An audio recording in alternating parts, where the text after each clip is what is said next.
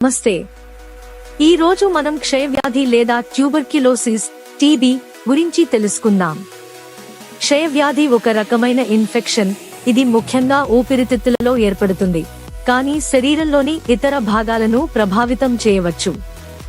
క్షయవ్యాధి ఎక్కువగా మానవులలో దగ్గు, జ్వరం, బరువు తగ్గడం వంటి లక్షణాలతో కనిపిస్తుంది.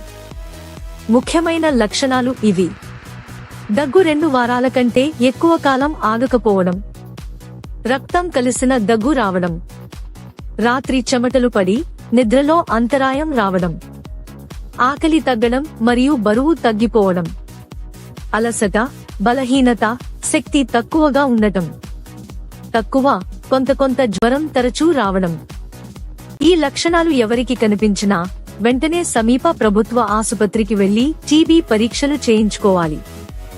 క్షయవ్యాధి నయం అయ్యే వ్యాధి, కానీ మందులు సకాలంలో, సరైన కాల పరిమితిలో నిరంతరం తీసుకోవడం చాలా ముఖ్యం.